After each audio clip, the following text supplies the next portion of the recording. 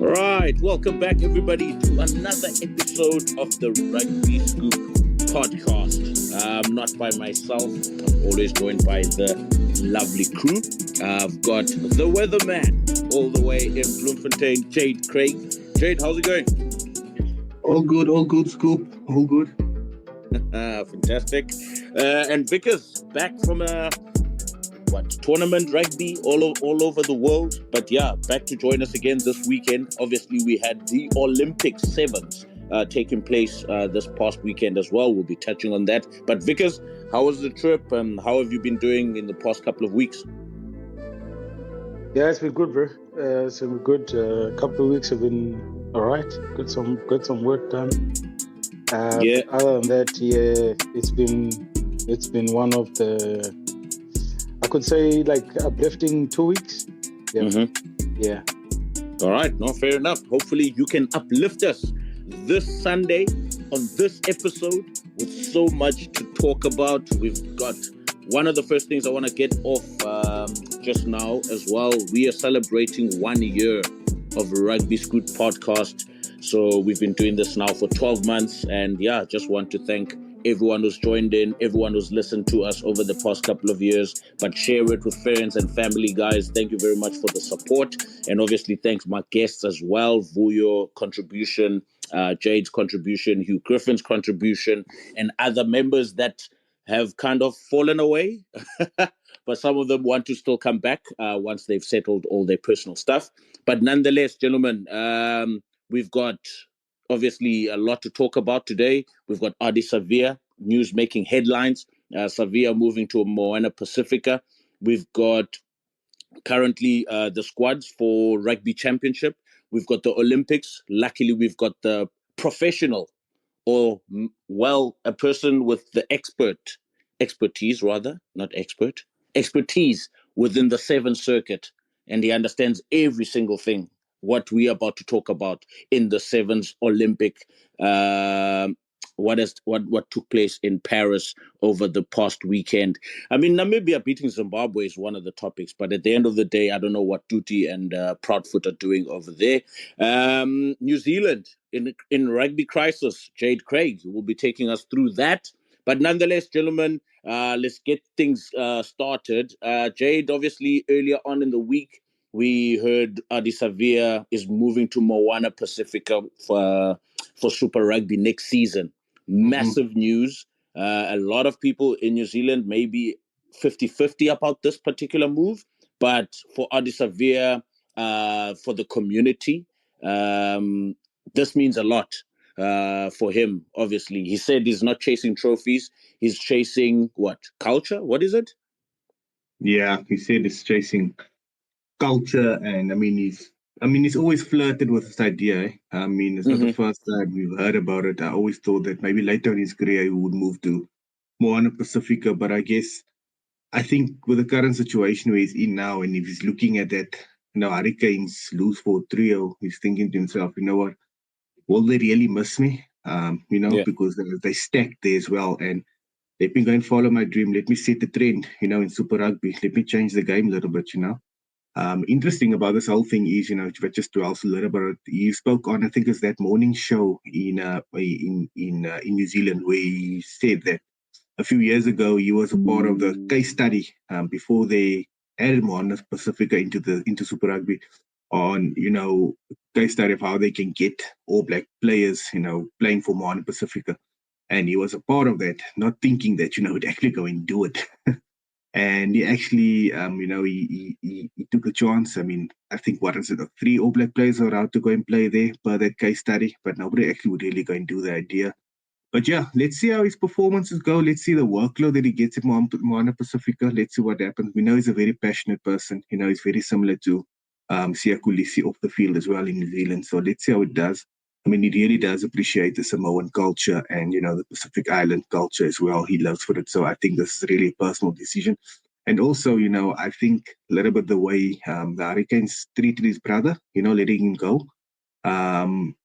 Just like that, and leaving to Moana Pacifica, I also think that also made his mind up in playing for Moana. But it's good. It's good for Super Rugby. It's good for the competition. Maybe a few other guys, maybe guys like Richie Mo'unga or Lima Sapawanga or Lamanila Mape. Those guys can come through, and therefore Moana Pacifica, and they can make it really, really entertaining. Yeah. But how I'm looking at this, Vickers, if I look at the basketball NBA circuit and how they do the drafting every year for the new talent to be spread across each particular team, and I looked at this move from Ardie Savea, I thought to myself, actually, this is a fantastic thing to happen. Obviously, Ardie Savea brings in maybe some bums on seats for Moana. Obviously, it also creates a better culture within what Tana has already provided in this past season. In terms of obviously moving forward and maybe Moana performing better because they've got an Ardie Savea who might be very good in motivating the changing room as well, not just everything hanging on Tana Umaga's shoulders in this particular case. Maybe also it releases a bit of pressure from you as a coach, because having a star like Ardie Savea in a team like Moana Pacifica, how much does that do to the team in the change room, on the field, and obviously the experience he brings in? Yeah, look, it can go two ways. Let me focus first on the player. I think we all get to a certain point in our careers, whether we're coaching, whether we're playing, when we start to feel unappreciated and unvalued in most cases. That's when you start to obviously think about moves that will inspire you, give you the excitement back, if I could call it like that. And I think that's part of why he would have moved. Like you guys have said, there's not much more you can achieve with the Hurricanes. I mean, winning another Super Rugby or winning a Super Rugby, it's not as special based on the fact that the player pool they have. But if you look at if he would win a Super Rugby with Moana Pacifica, that's massive. That's massive. So players do look at those kind of things, and they do look at those kind of inspirational moves like that. And the coaches, I think for the coaches, it's more like you can get two ways as well. You can get a situation where you bring in a star player and he behaves like a star player and everyone in the system clashes with him, or you bring in someone who's level-headed, who's always believed and stayed humble throughout his career, like Ardie, and things change and things be better, and to get someone who can motivate your youngsters. I remember when I first moved to Russia, I got here when Sam Myers was here. Sam played for Australia Sevens. And in my mind, I never knew Sam. I never knew what kind of person he is, but I always knew, because we played against him, I always knew what kind of rugby player he was. But to my surprise, what a gentleman. So someone like that. So I think that's similar to what with Ardie. Someone, you'll probably get there and he'll probably be so inspirational to the group, and the group will just want to achieve more. Yeah, fair enough. And Hugh, your thoughts on the Ardie move? Yeah, good afternoon, everybody. I think it's a great story. Obviously, we've seen the video of him that Moana posted on their socials of the message he was getting. It clearly means a lot to him, and I think he deserves a huge amount of credit for all of the talent that there is at the Hurricanes. I'm sure it would have been very easy for him to go back there, or for him to secure a contract at one of the other New Zealand franchises. So I think this speaks to a lot of his character and where his headspace is at in terms of what he wants to achieve and how he's thinking of his legacy of going to Moana Pacifica. And Moana is obviously one of the, it's everyone's second team, them and the Drua. So it's made a lot of fans happy. So I don't think anybody will have anything other than great words for him. I think for Moana, it's a very thin line they've got to walk now, because myself and Jade were messaging, talking about it, saying, was it even confirmed? Was it even announced that Moana's Super Rugby license had been extended that long? And I'm not sure it has. So in a way, Surveyor has kind of confirmed that Moana Pacifica's license will be extended and that their funding is in some way secure, which I think was also an open question of where is their money going to keep coming from. It looks like an amount of it is still going to be coming from New Zealand.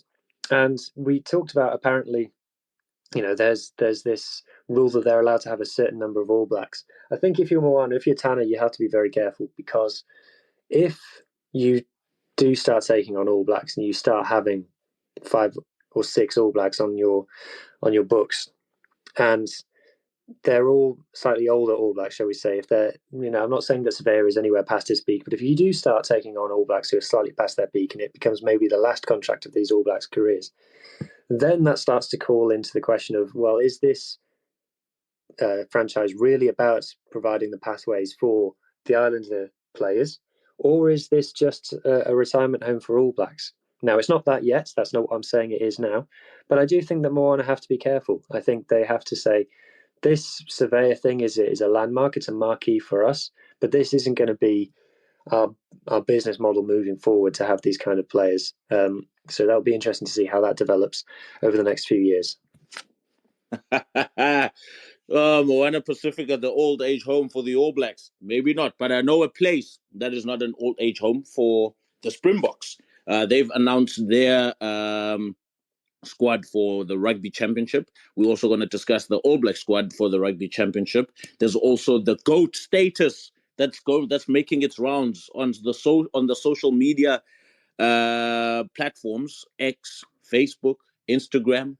The best, the greatest player of all time in rugby. It's incredible. That's later on in this conversation. But for now, Jade, Rassie has announced his squad. Looking at the injured list of players, I mean, Faf de Klerk apparently is injured. I wasn't quite too sure about that. But there's a lot of omissions or a lot of omitted players. Going to Australia on a back-to-back tour, is this squad sufficient to hold on and win one game or maybe win 2? What do you think the goals are for the Springbok camp going into Australia? When last year to South Africa win both tests in Australia. I mean, it's been a while. It's really been a while since we won both tests in Australia. Australia's always been, a little bit of an Achilles heel for them. Winning one or two tests, especially in Brisbane. So I don't think it's going to be easy. But I mean, obviously he has a squad. I mean, there's a few injuries and suspensions with Esterhuizen and Jasper Wiese still being suspended. But he has the squad to go there and obviously win, because we're always talking about the box depth and the way the box are playing. But I mean, we need to also be careful, and the box also needs to be careful as in terms of the game plan. If they're going to make the game faster, they're just going to play into Australia's hands, especially with the way they lose trio and the likes of McWright is going that side. So, and also Joe Schmidt's the real breakdown guru. He strives with breakdown. He strives with, turnover ball, securing his breakdown, setting play from there. So it's not going to be easy, but I mean, I think the Boks should really fancy the chance to come back with, both wins. I'm not going to predict it yet. I still need to see the test teams, for the first test before I make a prediction. But Rassie will go out there and target 2 wins. I think Rassie knows that this year he needs to win the Rugby Championship. I mean, he's long lost won it, but yeah, I think the Boks has the tools to come back with 2 wins there. Yeah, sticking with you, Jade, still, Ruan Nokia making his way back into the squad. I mean, I think his last game or his last debuted for the Springboks was back in 2022, and then he kind of disappeared because I think Sous had kind of solidified his spot in that Springbok side as well. But I mean, looking at the squad, any player for you that stands out in terms of missing out, regardless of injury, so whether it be injured or whether it be dropped, because we know even Roos was practically dropped. Anyone who stands out for you that has not made the squad? We spoke about it last week, and we spoke about the Boks' lineouts and the way they set up. I mean, Sous does a lot of work at lineout time, and he's been proven, his aerial skills has really been been good. I mean, he's on the point of being world class in that aspect in terms of his aerial skills. I mean, the box throw a lot of ball on him.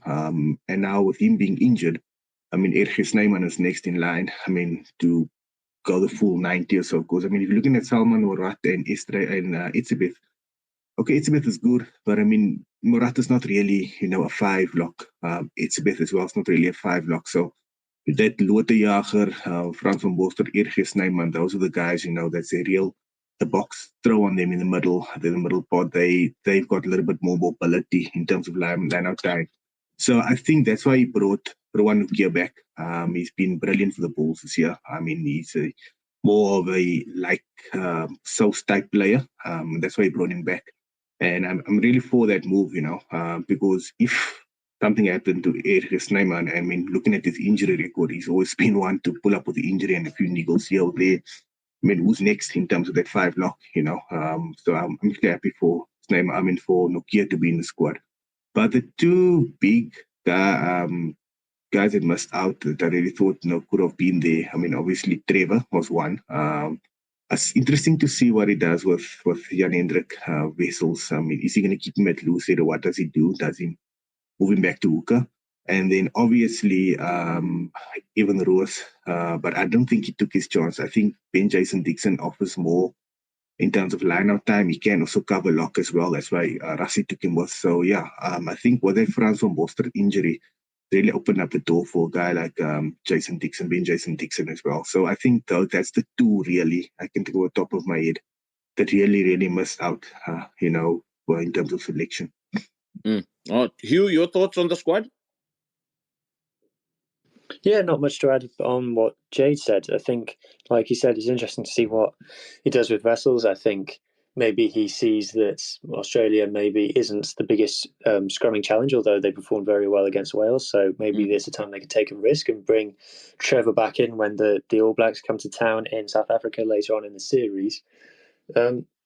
Yeah, I don't think there was too many more shocks. I guess the closest thing to a shock was Ivan Roos. I think we all saw his performances for the Stormers this year and thought that he deserved his chance. Although I will say that for me, probably the standout player in the URC when it comes to South African franchises this year for me was Elric Lowe. I thought he was absolutely sensational for the Bulls all season, so I'm glad that he's going to get his opportunity. And a lot of people calling for him to start at 8 over Kwagga. A lot of people weren't impressed with how Kwagga performed against Ireland. For me, I'm not sure. I'll be watching that selection closely. He's obviously been playing as a flanker for the Bulls, with Hanekom playing at 8, Hanekom not in the squad. So, but he's a player that I really back and I think could do a job. So he'll be someone that I'm pulling for during the series, and I hope that he gets a big opportunity. Vickers, is Cameron Hanekom still in the picture at this point? Because, I mean, if they did not pick Ivan Roos, that means there's a spot open at number 8 for Cameron Hanekom, or unless Hanekom is injured. But at this point, I haven't seen anything regarding Hanekom's. He's injured, Scoop. He's injured? Oh, okay. Because they didn't mention him in that list of injured players rather, when they mentioned the squad. Because I've got here Jasper Wiese, Jean Klein, Lord Diaga, Franco Mostert, Steven Kitsoff, Faf de Klerk, Jaden Hendrikse, Herschel Gibbs, Herschel Jantjies, Kenan Moody. Oh, geez, Kenan Moody. I think he's up and running now. Edwin van der Merwe, Damian Willemse. Those are the players, and Esther Hazen, obviously, for disciplinary issues. Because I think Visa should be back, I think, after the Australian trip, if I'm not mistaken, regarding his red card suspension. But Vickers, looking at that squad from your side, from what you've seen during the Irish tour and what happened over against Portugal, I mean, Ivan Roos, did he stand up or stand out in terms of putting his hand up to be selected? And also, is John, Dixon inclusion into this team a better choice than Ivan Roos, based on what we've seen from Ivan Roos? Is not his first rodeo playing for the Springboks. He's played there before and he's been given multiple opportunities. And Dixon gets one opportunity or two, and already he's traveling to Australia. Talk to me. Yeah, look, I think when it comes to this particular topic that you're talking about, Evan Ross missed out only purely because he's only played 8 for his provincial team, and he's only competing at 8. Whereas a guy like Elrich Lowe, I think he's the one who actually took Evan Ross's position, not Jason Dixon. He didn't take the. I think the main guy who took his spot was Elrich Lowe, because he's played a lot of rugby at 7. He's played a lot of rugby at 8 in his provincial team. I think for Jason Dixon, his selection came through because Mostert got injured. I think because Mostert got injured, which meant that for Rassie, he only had one outright number 7 that he's been using all along, Pieter-Steph du Toit. So I think that's why he opted for Ben Jason Dixon, because then he's got a similar type of player that we've seen as a 7. Other than that, I think Heineken was not in the original squad in the first place, so I don't even think that's why they didn't even mention him. And with Jesper Wiese's suspension nearly up, I think that's wis a guy like Evan Ross probably even it made it worse for him not to even miss out, because just because of the purely that Jesper he hasn't been injured, so he's been actually free. He's been probably doing his rehab and doing fitness, and he's probably going to just, when he gets his chance, he's going to go with it. I think generally with the squad, we were all, I mean, pretty not surprised with the squad. I think for me, it was obviously to hear that Faf is injured, because I think because Faf got injured, I think that's when it opened the door for the Lions scrum. And also I think if Andre Esterhuizen wasn't suspended, I wonder who Rassie would have selected instead of a guy like between the outside backs, because you see there's a lot of outside backs. And then I think that's when the trick part would be, because now we have Lukhanyo Jesse Creel, Andre Esterhuizen, and Dialende, which means that we'll have to cancel one of the wingers or fullback. So it would have been interesting, but yeah, I think generally the squad is good. Last year, I'm not sure if last year or I think we played Australia in South Africa. We pumped them, and then I think we played them. Didn't we play them one game in Australia? No. It was one game only. It was one game only. But I think at this point, for me, I don't think Russ is worried too much about Australia. He's probably more worried about what the Springboks are going to bring after the World Cup year. So I would be very surprised if anything should go against the Springboks in terms of the outcome. But obviously this is sport, this is rugby, so we all know on the day you still have to pitch up. This is sport. This is what Scrumming Fluff will be saying after maybe copping one loss in Australia. But anyway, up still next, guys, is the All Black squad, the GOAT debate and the Olympics, and then also the crisis in South Africa with regards to drugs, steroids, the pandemic. And this is not the COVID pandemic. This is a steroids pandemic currently in South Africa at the moment. And then lastly, I'm going to pose a question to the group regarding the nominations for Player of the Year. But nonetheless, Jade, hitting the straps now with the All Black squad. I see Christie hasn't made it. I see Narawa has been omitted. And Love and Noah have been included for the Rugby Championship squad. And the squad has been was named this morning, I think, in New Zealand. Talk to me. What do you think of the current squad? And did the All Blacks or Razor make the right choices by removing Christie and Ironi Narawa?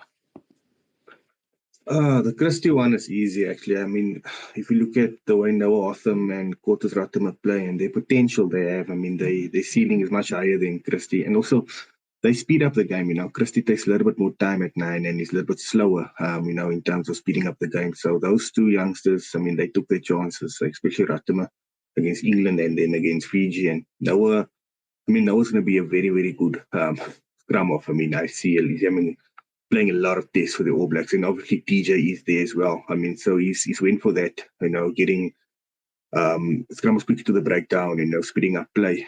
There's another one. That's the one actually I thought, was surprised but then again, seeing what he's done, he's brought in Ruben Love. So it looks like Will Jordan, when he does come back, looks like he almost slot in on the wing because, just to get him up to speed with things. And also, I think the aerial weaknesses the wings had against England and Fiji. I mean, there were 3 tries scored from cross kicks. So I think that's a concern for Razor. So maybe playing Ruben Love or Steven Perofeta and having Will Jordan on the wing, and then looks like certain now that Beauden Barrett will most probably be number 23 if he does go with that setup. Other than that, I mean, Havili and Sam Cane's been in the squad. I mean, they've been selected. Surprisingly for Sam Cane. I mean, with all he's done for New Zealand rugby, I wouldn't really have gone that route because he has this year left and then he's off to Japan. So I'd rather given it to somebody else, But other than that, the squad's been more or less the same. I mean, all of those guys have been training with the squad, even though Razor just named 32 the first time around, they have had all of them in the squad, in the wider squad as well. So I guess Sam Cane's leadership abilities and I guess his experience, would really be, especially when it comes to Africa. I mean, it's something they could rely on. I mean, there's a few guys there that never played in South Africa yet. But other than that, yeah, I think the squad has been, it's okay. I mean, there's no real big surprises in terms of the championship. It's just for him to see what he does with that back three. Does he go Clark, Jordan, maybe Perofeta, Ruben Love, or does he go Beauden Barrett, Jordan at fullback or something, with Beauden Barrett at 10. So it's just to see what he does with that back line. But yeah, I think for now, Razor's, I think he's settling in on his squad for the rest of the year. Cheapest. Vickers. Sam Cane, I mean, there's been a lot of talk over the years on the other side of this decade or post-COVID and how the All Blacks had performed. If I look at their history or look at what has transpired since 2020, obviously there was no rugby in 2020. They organized their own Super Rugby Aotearoa. They played Fiji, Tonga, and someone else, I think in 2021. They were putting 80s, 90s. There was no real competition. But obviously in New Zealand, they thought this was a good era for them until they got tested, until they started playing Ireland in 2022. And they realized that, oh, wait a minute, we're not as great as we think we are. They traveled to France. Wait a minute, we're not as great as we think we are, all under the leadership of Sam Cane in this process, right? And traveled to South Africa, copying big points in Bombela under Sam Cane's leadership. And now for Sam Cane to still be included, I don't know whether, from my standpoint, I don't know whether they're looking for him to make his 100th cap as a sentimental inclusion, but on a rugby performance wise, he's a good player. He's been there for the All Blacks. He started at a very young age, back in 2014 or 13, if I'm not mistaken. He started at the same time with Aaron Smith, but obviously off the bench, playing behind Richard McCaw in a very prominent era of the All Black rugby, where we really couldn't see if he was tested enough because the All Blacks were on a high. And now post 2020, in the past 3 to 4 years, the All Blacks were tested, and All Blacks needed people to stand up, right? Cops a yellow or red card in the Super Rugby final, cops a red card in the World Cup final. I mean, from that standpoint alone, as a coach yourself, because he's got 4 caps to go, I think, or 6 caps to go until he makes 100 caps. But looking from that standpoint alone, do you think he should be a part of this All Black squad going into the end of the year tour, seeing that next year he leaves and goes to Japan again? What are your thoughts regarding this inclusion? Jade, you must also think about Havili there. So no, I think look, if I look at the, like Jade has said, is the All Black squad in terms of Sam Kane's leadership. I think we've all agreed that Sam Kane off the field leadership was always there. No one questioned that. I think that was always good. I think he's always laid up from the front. But the only problem is that we don't judge captains off field. We judge most captains on field because we need that performance. I think for me, to be honest, I have a feeling that this is more towards giving back to Sam Kane for what he has done for New Zealand rugby. I think that's more like the reason why he is probably be included in the squad. I wouldn't be surprised he probably sits bench for one of the games, Australia games, and one of the both Argentinian games, just to obviously get him closer to that 100. And I think that's what New Zealand rugby has probably gone with in terms of how they would want to let him finish off his career. And also, you must remember, guys, a guy like Razor is a very cultural man in terms of team culture. So he believes quite a lot in making sure that the team that we look after the players first, and the players will look after the team. And I think this is probably one of the reasons why he decided to go with this route in terms of putting him in the squad, and probably just giving him an honorable retirement. So yeah, I wouldn't be surprised if that's how they've gone. But I mean, at the end of the day, we can't really say that we are outsiders in terms of looking at New Zealand rugby. But when we look at deep down in terms of what he's done, we probably not his role within the team. We probably not 100% pinpoint. But whereas if Razor is saying that this guy can actually bring me something different, then that's what happens. I mean, if you look at the similar situation with 2019 World Cup with the hooker, what's his name again? Brits. So maybe something like that, but we don't know. So, but from me, I think it's quite an honourable thing for Razor to select him. I think definitely that he'll probably have my respect for the rest of my living life if that was my opportunity. Fair. Hugh, your thoughts on the All Black squad, if you've seen it? I have seen it. Not too much jumped out to me. I think the All Blacks are still looking for maybe the solution at lock. I expect him to continue with Barrett and Ioane.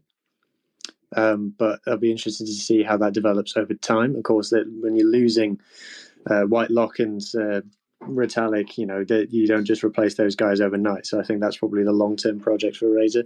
I was interested that Bodie Barrett was named as a fly half rather than a fullback, which is where we've seen him deployed so far in the 3 games where we've seen D-Mac start all 3 tests. Wouldn't be surprised to see Bodie get a run out at 10 during the Rugby Championship. You've got to remember that as well, New Zealand's games against Argentina and against Australia, they would be expecting to win both of those pretty comfortably. So I think we might see a fair bit of rotation. I think that's maybe why he's felt comfortable to bring Sam Cane back in. So those are the areas that I'm most interested in, I think. And there's been a lot of talk as well about Rieko Ioane and his position in the 13 jumper and whether that might be under threat. So that's something for it to sort of like a little subplot to keep an eye on as well. But overall, not too many surprises in terms of selection. All right, Jay, do you want to jump in there? Yeah, man, you just see that now, got that whole, the lights went on. I mean, he dropped one winger, and, he just spoke about Rico's position. So maybe he's also thinking about pushing Rico back to wing. Maybe he's thinking about that as well, to keep him in the setup and using him as a winger instead of a 13. I mean, he has Savili also there as well. So maybe that could be in his plans for the Rugby Championship to see how he runs out at wing. So yeah, thanks for that one, you. Also, the other thing, quick on regarding Sam Cane and regarding the loyalty and everything. It's nice for you to honor a guy for long service and, to really give him what do they call it, a testimonial here, etc., etc. But I mean, if you're building on a project and stuff like that, you got to cut it also. You got to draw the line between the two. So, I mean, if you're looking at Sam Cane coming in, he's played in Japan and he's been injured all season as well. Is he obviously speak, with more of a sentimental and more of a what is done in the black jersey kind of instead of form. But I mean, also you need to be careful with something like that, because you might just have somebody like that's lurking around like a Peter Laka, Bradley Yossi flirting with a contract in France, if you're going to make certain decisions like this. Yeah. Those are things that are being considered by players now currently. So, yeah. Hugh? I'm just thinking as well, one of the things that you could perhaps criticise Scott Barrett for in the tests against England was some of his decision-making, his decision of whether to go to Poles or whether to go to the line-out, and maybe how him being the captain is affecting him in terms of being a leader at line-out time. I don't know. So that might be something in Razor's mind. But a question for Vuyo, you'll have someone in Sam Cane who will have been part of that senior player, the leadership group of the All Blacks for a very long time, as you guys mentioned. Do you think Razor will have that as kind of a political thing of, I'm a new coach coming in here. I don't need to be obsessing the apple cart too early. We've already seen that the Crusaders have got more players in the squad than any other franchise, despite being the worst. Do you think there's a part of Razor's thinking here of I just need to manage the politics of the dressing room for the time being and bringing back in a guy who I assume is well respected and well liked within the squad for being captain so long? Do you think that's part of the thinking behind it? No, I don't think so. I mean, Razor's advantage now, Razor's advantage at the moment is that he's new. It's his first. Almost his first campaign it's his second campaign after the English campaign. So I don't think a lot of people will be looking at what he's doing with the squad until things don't go well. And then I think once things don't go well, then they'll start coming deeper into you selected so many Crusaders, and the Crusaders were the worst team in the Super Rugby in terms of New Zealand side. So those will come only when things start to go badly. But I think because he's still new, I don't think anyone will be questioning that at the moment. Like I said, for me, I can't see a way out of this one in terms of what Sam Cane was being selected for, and only factor is the fact that probably got great leadership skills off field. So I think that's probably one of the biggest things that they're lacking at the moment, having a young captain like Scott Barrett. So I think that's probably one of the massive things. And if I look at the whole squad, for example, if you look at the whole squad, when we look at New Zealand, you probably Corey Taylor could be probably good, probably one of the good leaders. You got Eddie Savia, you got obviously his Bada Jordi, but he's also still new in that role. Then you've got a guy like Havili and Anton Lillard-Brown, who also just I think they were probably part of the leadership group. So and Bowden Barrett as well. So there's quite a lot of new guys in terms of that leadership role when it comes to this team, and that's what probably they're trying to fill at the moment. I think that's what I would think with the Sam Cane selection. Yeah, fair enough, gentlemen. Now moving on, Vickers, sticking with you again. We had the Olympics taking place in Paris over the past 3 days. And obviously the results were that France finally eclipsed and actually won a gold medal in the 2024 Paris Olympics. And there's a big conversation going around, massive conversation. People are throwing their toys. People are making claims. People are making a noise. That's what else can I say? But there's a big debate going around regarding GOAT, greatest of all time, Antoine Dupont. But Vickers, from a sevens point of view, you've played sevens, you've won a series. It's a long journey. It's a long process. There's a lot of time and effort and training that goes into it. Looking at his inclusion into the French team, obviously it had bode some significance because they ended up winning a trophy for the first time, I think, in 19 years or something like that. He comes with a bit of limelight, headlights. He comes with some form of what's the word I'm looking for now? Flip. Pedigree. Pedigree. Pedigree.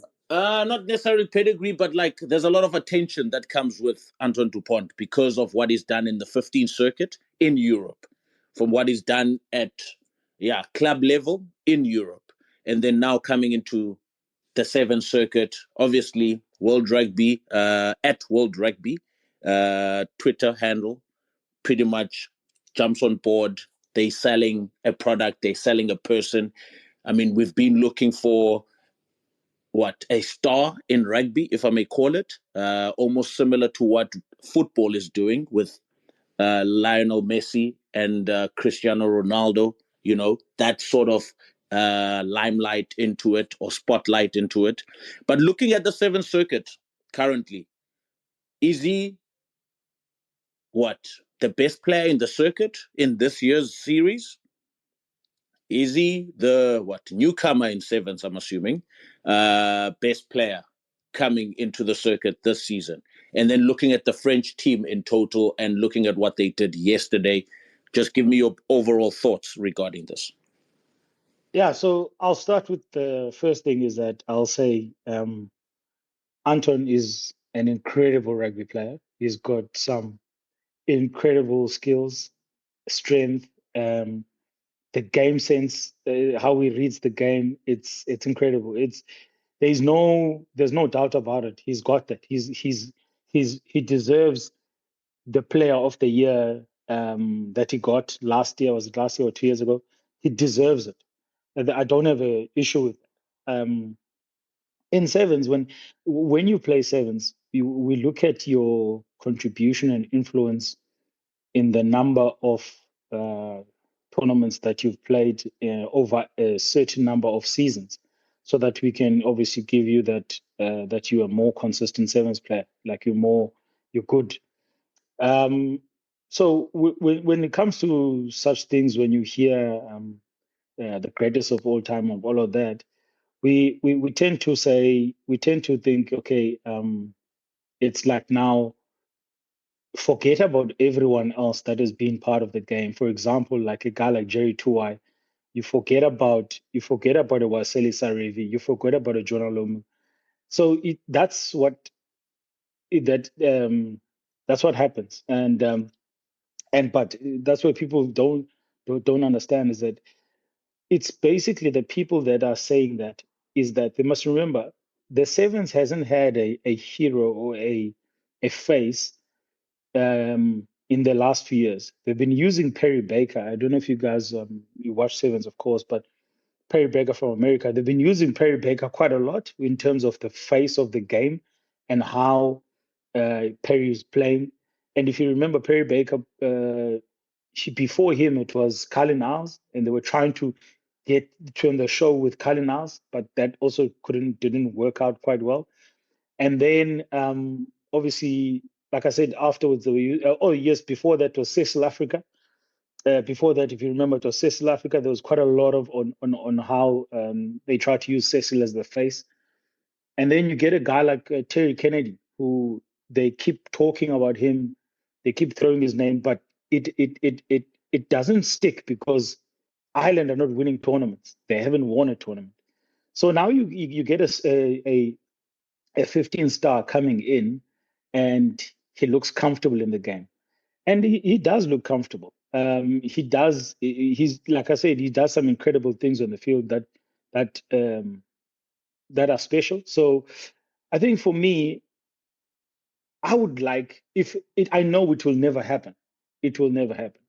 I would have liked him to play a full season, and let's see, because we can say Ricardo Duarte came in. He was the rookie player of the year, and they say his second season he didn't show up as much. Yeah, we've had players that have come in as rookies of the year immediately, but after that, because remember, guys, the amount of analysis that goes into sevens, it's incredible. We do analysis for 6 teams in over a weekend, and in that even players are watching what the other players are doing. So you do get found out a bit. And I think with Dupont starting the first two games in Paris, the first game they drew, because the first game is always the hardest one to play. They drew the first game. He started. He got subbed. He got subbed at halftime, if I'm not mistaken. So it does not necessarily mean that the guy is he's the one holding France. He's not. He's basically just contributing. He's having his own contributions. And then lastly, for me, before we go on too long about this, is that remember how experienced is that French team. That team is incredibly experienced. They've been playing together for the last 3 or 4 years. Those guys. They've been building this for the last 3 or 4 years. So having a star player join a very experienced group can only benefit any squad.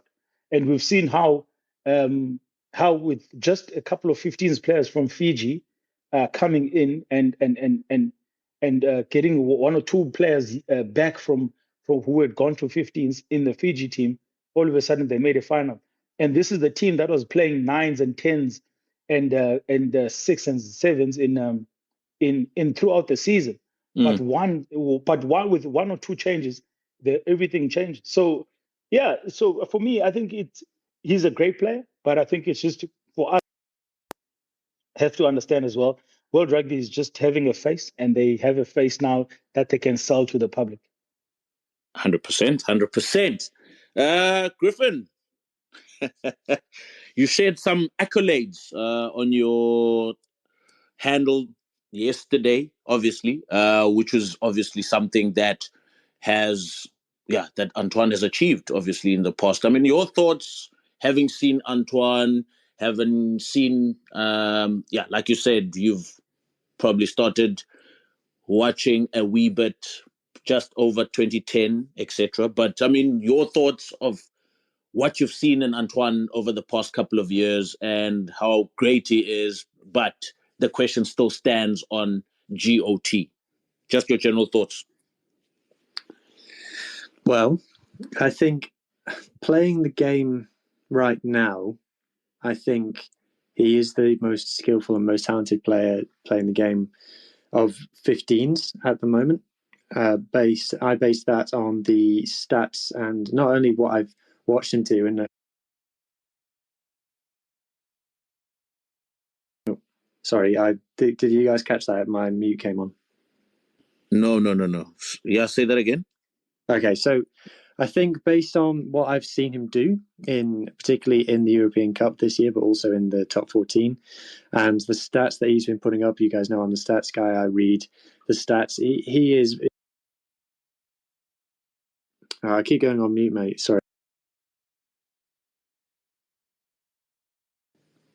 Are you back on? Hello.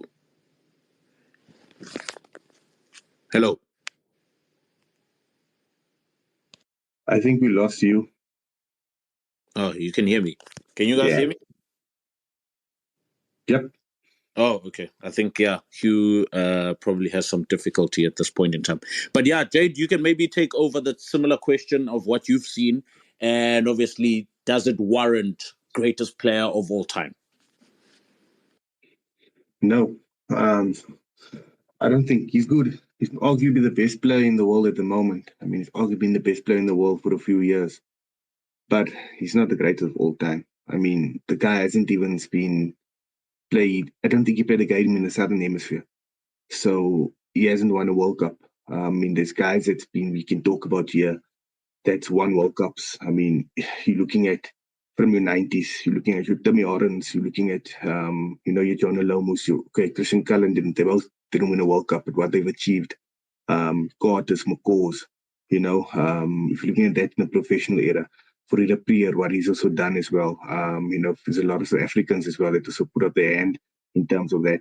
But no, I don't think he is the greatest of all time. He's a very, very good player who still has a lot to achieve in his career, who at his prime, at his peak, has been brilliant and completely world-class. So let's see at the end of his career what he's achieved. Let's see if we ever will see him play in the Southern Hemisphere, play a test match in the Southern Hemisphere.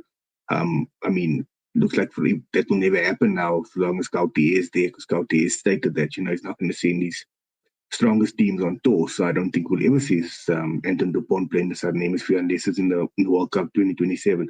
So let's see if he does win a World Cup. Let's see how he does and what accolades he has at the end of the year. Remember back when, before Sevens was an Olympic sport and everybody pumped their team in the Commonwealth Games.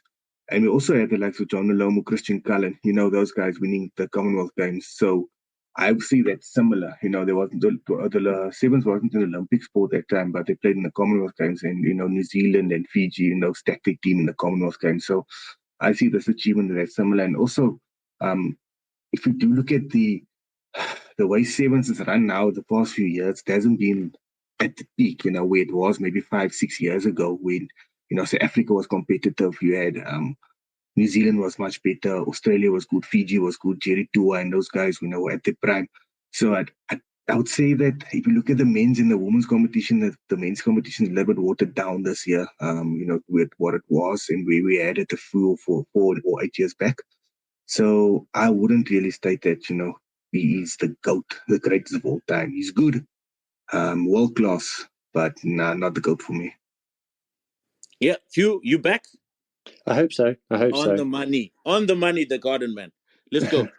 So I think he is the best player playing the 15s game at the moment in terms of the skill, the talent he's able to show, the numbers he is able to put up are a long way ahead of anybody else, and he is putting up numbers in areas that you wouldn't expect. Like, he was the top winner of turnovers in the European Cup this season, ruck turnovers, which is just incredible. Scrum halves aren't supposed to be able to do things like that.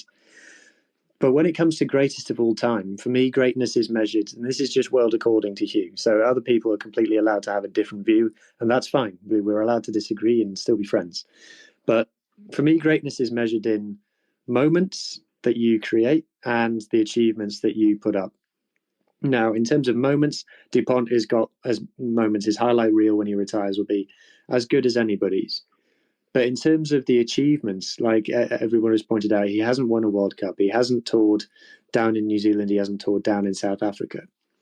Those are things that, until he does those, there will be other players who can say that they have done it. In terms of World Player of the Year, he's got one. Richie McCaw and Dan Carter both got 3. Bowden Barrett's got 2. So, I think Johnny Sexton's got 2, maybe. He's got at least 1. So these are things that... Shane Williams has got 1. But these are the things that, if you want to be the GOAT, like if you're Lewis Hamilton, who was the GOAT of Formula 1, you can say, I've got these moments that I created history doing these things, but also I just refer you to my scoreboard and no one can speak to him. Anton Dupont can't do that yet, but he's only 27. He may go on to do that.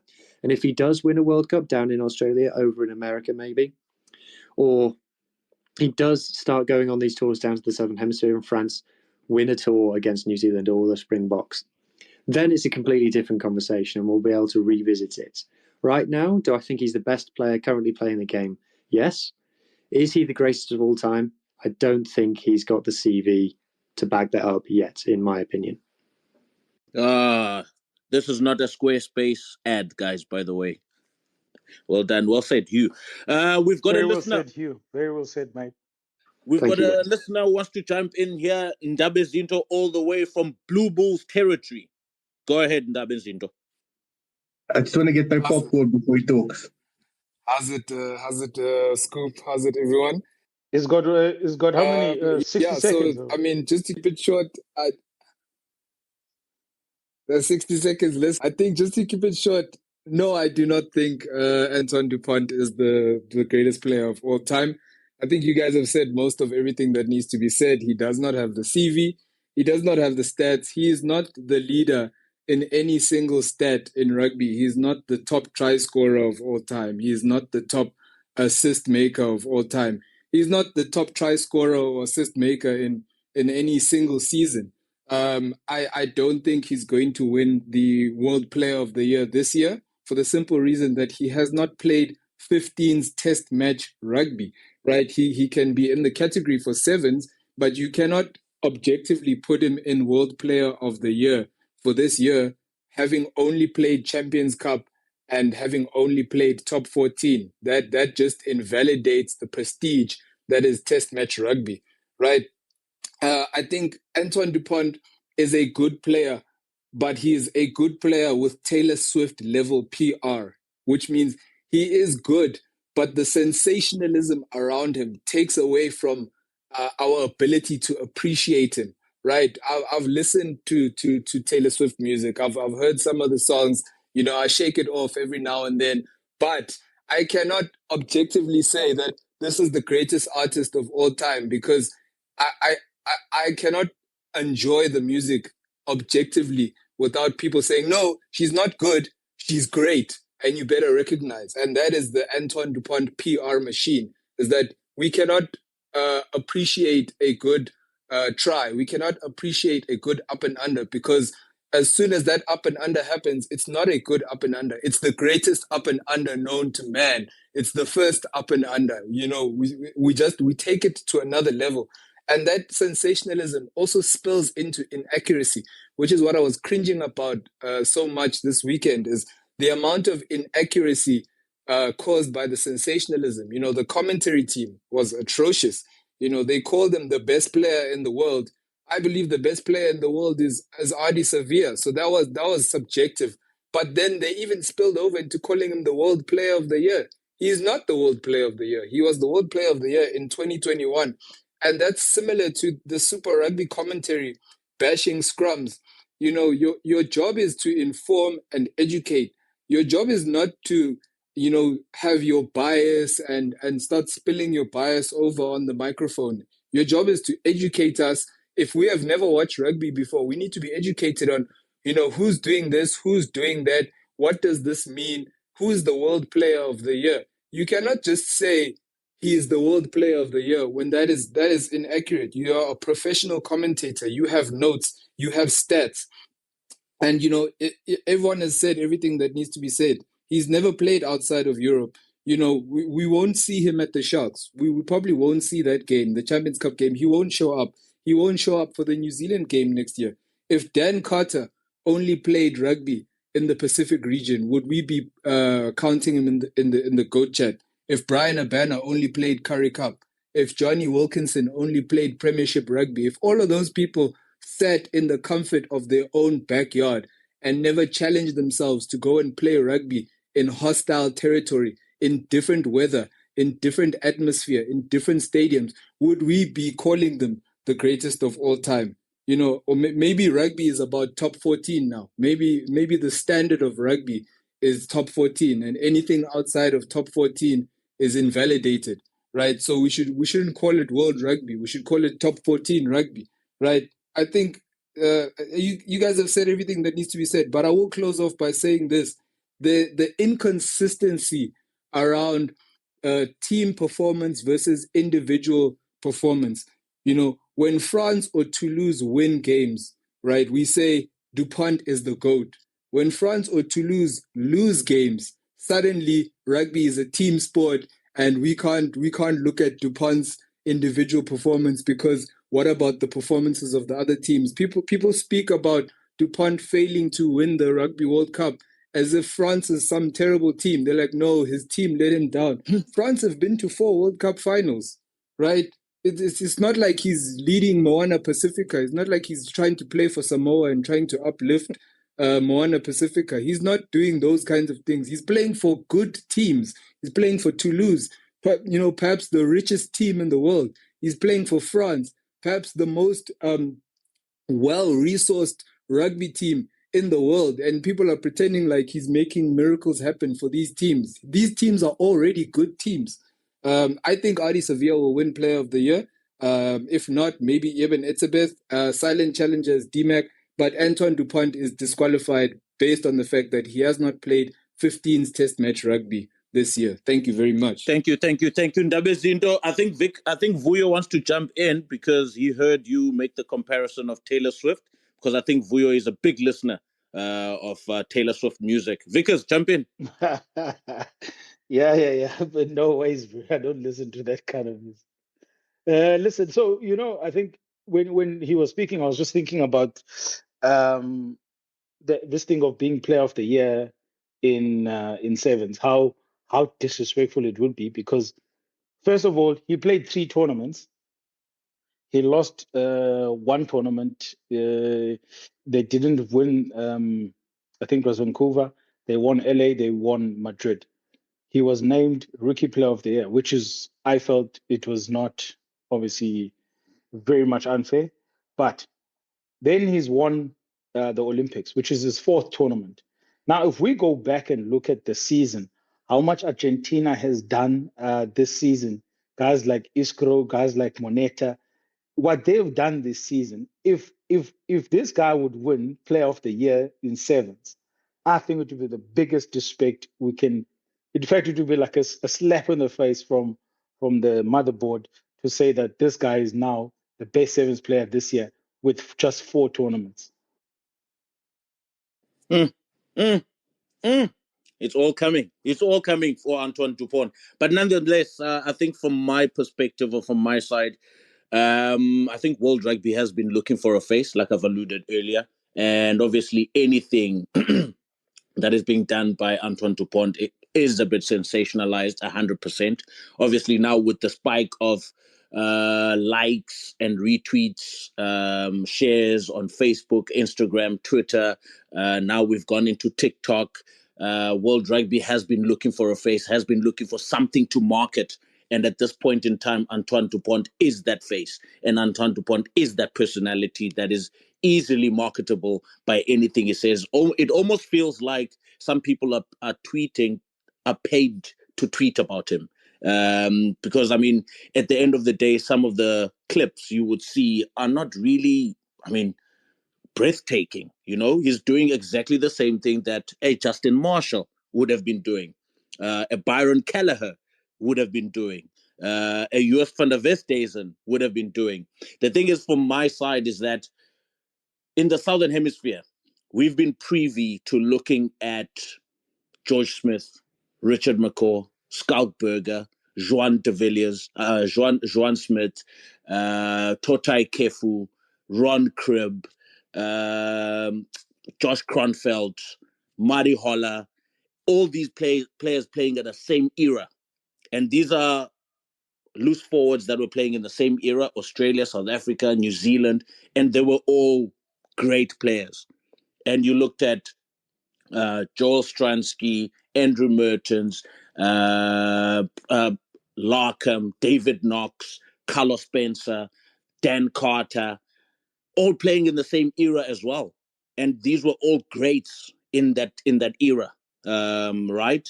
Playing at Super Rugby, playing at Tri Nations, playing Grand Slam tours, playing British and Irish Lions, all great players in the same era. And I think in Europe, we've kind of failed, or not failed, but like never had the caliber or the quality of that extent. And now even back in 2003, when Johnny Wilkinson was probably and Martin Johnson were probably the best players in world rugby, Neil Back, Greenwood, Bolshaw, we didn't have a lot of generated media around those names in that era, because you still had great All Blacks in 2003. You still had great Australians in 2003. You still had great Springboks in 2003. But now it feels like Europe has been looking for a player or a face. And now that we finally have it, everything will be said, and then also we'll add a bit of salt or aromat into whatever is being said about that player. So to kind of sensationalize, it makes sense. I mean, there's been false tweets on our timeline the whole of yesterday, the whole of last night, and some people need to be corrected, but those people already have a platform with over 100,000 people following them, with over 50,000 people following them. So whatever they say, even for people that don't watch the game, it almost feels like it's correct to say those things. But yeah, I always felt, for me, it always feels like there's always been a name that the World Rugby has wanted to have, and now we've got that. But some of the things that are being said, are a wee bit sensationalized. Jade. That's cool. I just wanted to, comment on your name dropping. I mean, but you said there was obviously brilliant. And I mean, you summed it up there in terms of, the face of rugby and everything. But I just wanted to say, your name dropping is out there. I mean, you go and you eat it like Richie McCaw, George Smith, Skullberger, Sean Smith, and then you eat in Marty Ola or some random left field. And then you also included Ian Bolshaw. So well done in that scoop, It just shows that you're very, very knowledgeable, man. You've forgotten stars. All right, gents, I think we've covered that Antoine Dupont era or element. Jade, sticking with you. South Africa at this point in time. We said we're going to talk about doping. Dope Sick. There's a name of a movie, but we're not talking about Dope Sick. But we've had an issue of allegations over the past 4 to 5 years now in SA. We had Sibungosi reported having tested positive. I would like to say reported because I'm not sure if it's true, 100% true or not. So reported testing positive. We had Janti, we had Elton recently as well. I mean, we've had obviously international outlook or people looking from the outside and saying that we've had issues as well at school level with this particular topic as well. But I mean, do we have an issue that's not being monitored, that's not being looked at currently in the South African rugby landscape? I mean, do we not have enough education around doping? Do we not have enough resources to handle this issue? Or is the pressure at school level and after school that high that players need to go the extra mile in doping? What's happening down there? Look at school level. I mean, if you're looking at your schools and guys getting caught for doping or, this odd stories you hear about it, I mean, there you have to look at the circumstances. You have to look at, what kind of person they are. I mean, what pressure is the parents putting on them? Do they really want to make it to the top? Is it parental pressure? Everything, all of those factors come in. I mean, it's really hard so if you have kids, taking and juicing at this age. But then again, if you look at overall sport and where we are, I mean, we just had the Tour de France a few weeks ago. Now, if I can elaborate on that, I mean, we're always thinking sport. If you're looking at cycling, certain sports, oh, this guy's great, he's brilliant. But then in a few years' time, we get, this guy's caught for doping, this guy's been cheating, this guy's on steroids. So I wouldn't say it's a South African thing. I think it's a global thing. And we need to look at it this way and say we hope that it's only Gianties, reportedly Gosi and Dianchi, that was really doping in South Africa, or the professionals, so that our system is really clean. We hope there isn't others that's being slipped under the carpet, that's been missed. Because why are these guys doping? What gives them the impression that they can dope and get away with it? You understand? That's the concern that I have in terms of doping. Why are you taking it when you know that the World Drug Organization is so strong, the anti-doping organization is stronger than ever now? You're getting tested left, right, and center. Why are you still flirting with ideas of doping? Yes, I can understand. Coming back from injury, trying to find form, it might be a window to take, something and just to improve yourself, improve your game, short term, not long term. It's not going to help you long term. But why are you still flirting with that idea? What gives them this idea that they can get away with it? That's the scary part. Where is it coming from? So I hope, for South Africa, it's just the 2 or 3 cases that we've caught on, and the rest has all been through. I hope there's nothing that went under the table, under the radar, because that wouldn't be really good for South Africa. But in terms of that, in terms of why they are doing it, obviously, they want to get back to their best. They're out of form. There's the thing called mental health as well, so abuse, where they are in a specific situation. Unfortunately, the 2 of the 3 there has been in a bad space, in terms of mental health in the past few years. So yeah, it was a lot of external factors there, but importantly, we need to know why are they doping, why gives them the idea that they can get away with it. Yeah, fair enough. Hugh, I mean, from the outside, as a Londoner or a UKer. I am not a Londoner.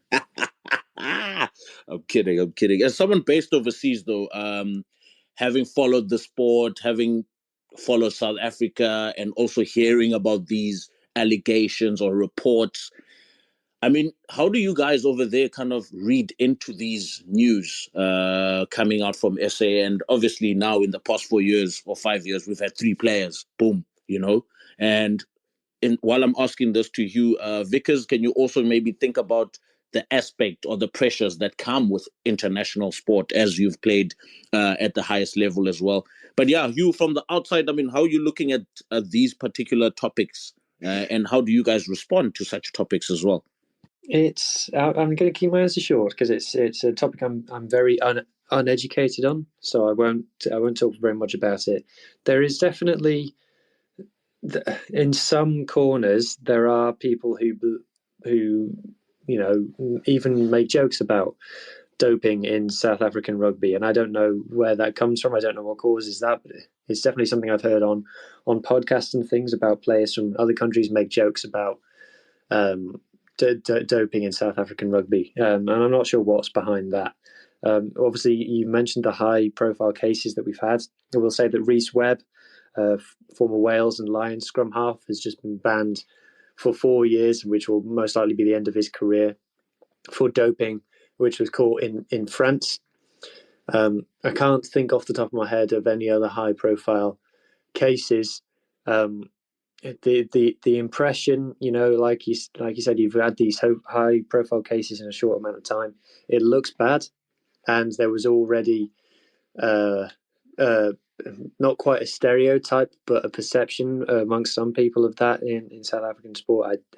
I don't know what's behind that. So, yeah, it's probably it looks bad, shall we say? That's all I can say. From the outside looking in, it's a bad narrative to have. Yeah, 100%. Vickers, on a professional note, Jade spoke about the pressures that come with the sport, talks about mental health, talks about injuries, coming back from injury. I mean, yeah, having played with Ubiza or Manyosha back in the days, I mean, what are some of the pressures that players face that maybe could influence them in going that route, playing at the highest level? Yeah, no, so mate, for me, it's no excuses. For me, it's no excuses. It's no excuse. You're in the sport because you want to be the best, and if you are getting beaten by the best, then you either go back, work harder, or you go back and try to do something within the right rules and laws.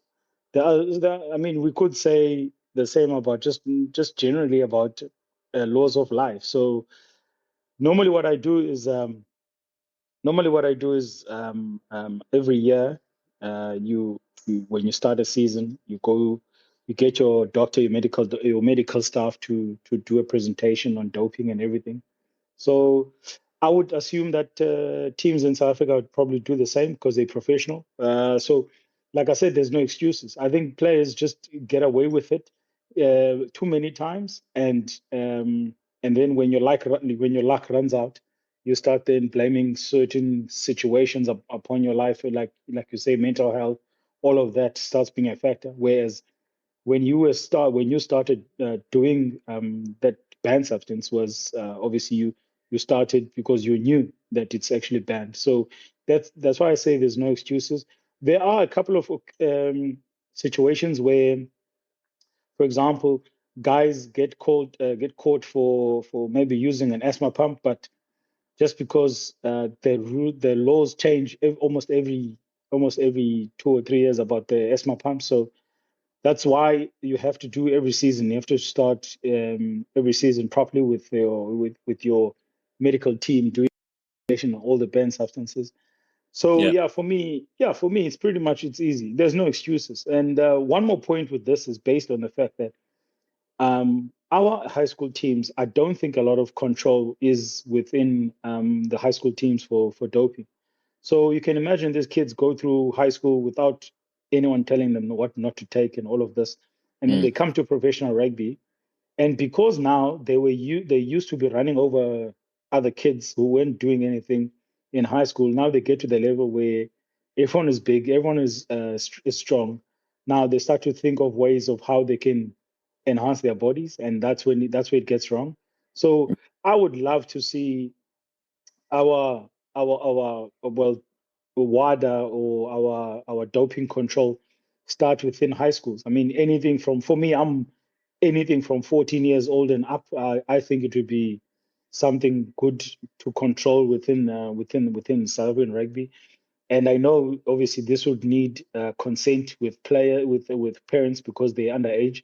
But Yeah. still, if the parent says my child won't be taking any doping tests, then the child can't play rugby. It's pretty simple. So I'm all for going right deep into schools and starting from way at that level, so that they grow up knowing that you can be strong, you can play rugby and still be successful without having to take anything, even if the pressures of the game are there. Yeah, well said, Vickers. Well said, Vickers. Yeah, I think some measures should be put or aligned with the mother body of rugby in South Africa. And obviously the educational part, I think, is very imperative in this situation, where all schools, all clubs go through vigorous training or educational elements in getting everyone to kind of be equipped with the right knowledge and the right information on how problematic this is, and also how it can affect your career going forward. I mean, being caught doping at 35, 36, I mean, really, at the what was the plan there, right? I mean, you miss out another 4 years of not being involved in anything rugby related. So what do you do with your life then, especially if you don't have any backup? So I really think the educational element is very important in this case. So last topic and last segment of this is, who do we think would be nominated as Player of the Year? Jade, I'm going to put you on the spot. What names come up to you for Player of the Year at the end of the year? No, Scoopers, that's difficult to do this name now, because I mean we're halfway through the season. I mean, it's really difficult. It's really I can't think of. Or do you want to wait until end of championship? I think let's wait until we head into the north. I think it's a little bit too soon to get, because now we're going to go club form, and we're going to compare Super Rugby to the north, and there's some teams that's finished the Six Nations, where we all agree that Jamison Gibson Park was a player of the Six Nations, but now he hasn't toured South Africa, so he's out of it. I mean, you can't say Ari Savia because he hasn't really played. Outside of Japan, played 3 tests for New Zealand now currently. It's just really, really difficult to have this now, to state the name now. At least it's not DuPont. It's not DuPont at the moment, because he hasn't played international rugby according to Dub. So yeah. Fair. Hugh, same thoughts as well? Yeah, it's difficult. I think we have to wait until at least the end of the Rugby Championship. You can't take club form. I think they've shown in the past that they don't take club form into it. It has to be international form. So, okay. Fair enough. Because I think if you're taking club form into it, I think someone like Levani Bottia had to have been nominated last year of what he did with La Rochelle. And then Fiji, the best Fijian team ever, he wasn't even nominated, which I think was crazy. But if we stick to the teams that have played the majority of their rugby already, so that would be the Northern Hemisphere teams. From Ireland, I think Jade is right that it would have been Jamison Gibson Park, except for the fact that he was injured for the South Africa tour, which does count against him. I think Caelan Doris has had an incredible season. All told, I think he is right up there for one of the best players. He's unfortunate that he's living in the same time as Ida Surveyor and Gregory Aldridge, who, other people will claim that they are the best 8 in the world. But I think he's had an incredible season. Bundy actually had a fantastic Six Nations as well. From a Northern Hemisphere point of view, it's difficult to see anyone outside of Ireland get nominated. I'm sure there'll be an English nomination, because they got to get the engagement. So probably someone like a Ben Earl will get nominated, maybe. Can't think of many other people other than that. And apart from that, you think we have to wait and see for the Rugby Championship. I mean, even Etzebeth didn't win it after being the world champion. Adi Surveyor got it from the runners-up spot. So, yeah, I think after the Rugby Championship, we'll know a lot better. In terms of Northern Hemisphere nominees, I think Caelan Doris is probably going to be the front runner at the moment. I can't think of many other people apart from that, to be honest. Fair enough. Vickers, I'm assuming it's the same sentiment from your side as well. Yeah, 100%. 100%. Fair enough, gentlemen. Thank you to all our listeners today. Thank you for tuning in. And thank you, Ndabe Zinto, for your, rant, if we may call it, the Ndabe Zinto rant on Rugby Scoop. Thank you, Vickers. Thank you, Jade. Thank you, Hugh. It's been a pleasure, gentlemen. And see you guys next week. Cheers, guys. Cheers, guys. Taylor Swift is still the best.